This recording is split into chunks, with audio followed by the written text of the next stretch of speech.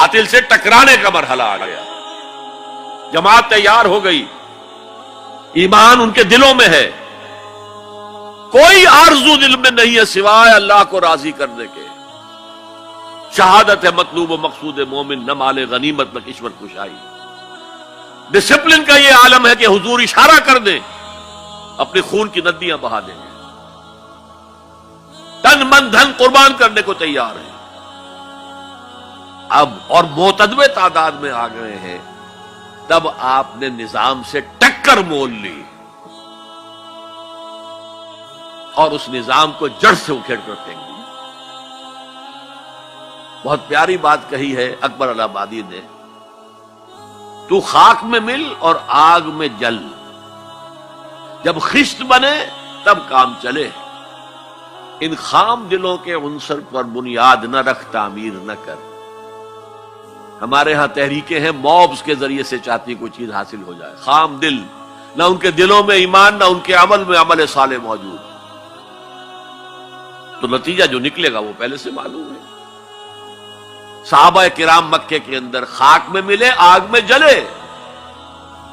یہ آپ کا ساحل قریبی ہے، یہاں پہ ریت ہوتی ہے نا، وہ ریت گیلی ہوتی ہے، اس کا آپ ایک گولا بنائیں اور شیشے پہ ماریں، شیشہ کھڑا رہے گا، وہ بکھر جائے گی ریت۔ اسی ریت کو آگ میں ڈال کر پکا لیجئے ذرا، وہ روڑا جو بنے گا وہ ماریے تو کوئی نتیجہ نکلے گا کہ نہیں؟ خام ہے جب تک تو ہے مٹی کا ایک انبار تو، اور پختہ ہو جائے تو ہے شمشیر بے زنہار تو۔ یہ ہے طریق محمدی صلی اللہ علیہ وسلم۔ آخری سٹیج حضور کے اس انقلابی عمل میں جنگ ہے، دو طرفہ جنگ۔ یقاتلون فی سبیل اللہ فیقتلون ویقتلون، اللہ کی راہ میں قتال کرتے ہیں، قتل کرتے بھی ہیں، قتل ہوتے بھی ہیں۔ بدر میں 70 قرشی سردار مارے گئے، احد میں 70 صحابہ شہید ہو گئے۔ کوئی ضمانت نہیں ہے کہ تم جنگ میں جاؤ تمہیں کوئی نقصان نہیں ہوگا، نہیں۔ لیکن یہ ہے کہ آج کے دور میں اس مسئلے میں خصوصی اجتہاد کی ضرورت ہے، وہ میں پھر کسی اور موضوع پر گفتگو کرتے ہوئے آپ کے سامنے رکھوں گا کہ دو طرفہ جنگ کی بجائے ایک اور راستہ ہے جس کی سب سے پہلے نشاندہی کرنے والے مہاتما گاندھی تھے۔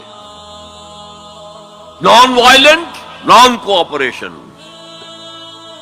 ہم نے تو انگریز کو کچھ نہیں کہا، ہم تمہارے کپڑا نہیں پہنیں گے تمہارا، ہم تو چرخہ کاٹیں گے، سوت کاٹیں گے، اس سے اپنی کھدر بنائیں گے، وہ پہنیں گے۔ اور کتنی بڑی چوٹ لگ گئی ان پر، کپڑوں کے انبار لگتے جا رہے ہیں، اتنی بڑی مارکیٹ کھوئی گئی، لیکن ہم نے تو کچھ نہیں کہا۔ انہوں نے قانون تو نہیں بنایا ہوا تھا کہ ہمارا کپڑا ضرور پہنو گے تم۔ Non violent, naan cooperation. پھر آیا نان وائلنٹ سول ڈس اوبیڈینس۔ پرماتما نے سمندر میں نمک پیدا کیا، ہم پرماتما کے سمندر سے پرماتما کا نمک لینے جا رہے ہیں۔ اس کا مطلب کیا تھا؟ You have challenge the taxation policy of British India. اب لاٹھیاں پڑی، جیلیں بھری، ہوا کہ نہیں؟ لیکن انہوں نے کوئی تشدد نہیں کیا، عدم تشدد۔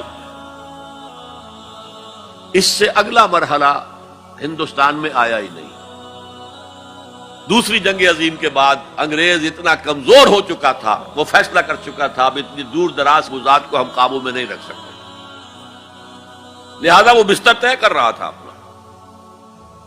ذرا سوچئے، سونے کی چڑیا ہاتھ سے نکل رہی ہے، لیکن کیا کسی انگریز نے کسی ہندوستانی کو مارا؟ کیا کسی ہندوستانی نے کسی انگریز کو مارا؟ آپ شیر کے منہ میں سے وہ سنہری چڑیا نکال رہے ہیں، لیکن نہ کسی انگریز نے کسی ہندوستانی کو، نہ مسلمان کو، نہ ہندو کو، نہ کسی مسلمان نے اور نہ کسی ہندو نے انگریز کو مارا۔ آپس میں لڑے ہیں، یہ بالکل دوسری بات ہے، اٹس اے ڈفرنٹ سٹوری۔ آپس میں قتل عام ہوا ہے، لیکن یہ آزادی تو ملی ہے ان کے دینے سے۔ وہ جا رہے تھے خود ہی، آپ کو معلوم ہوگا کہ انہوں نے ڈیٹ فکس کی تھی 48، لیکن ماؤنٹ بیٹن نے 47 کے اندر کہا بس جانا ہے ہم۔ آخری سٹیج جو اس پروسیس کی ہے وہ ایران میں امام خمینی کا جو انقلاب آیا وہ تھا unarmed revolt. ہم کسی کو نہیں ماریں گے، ہم پر گولیاں چلیں گی، سینوں پر کھائیں گے. 20,000 سے لے کر 30,000 تک آدمی مارے گئے.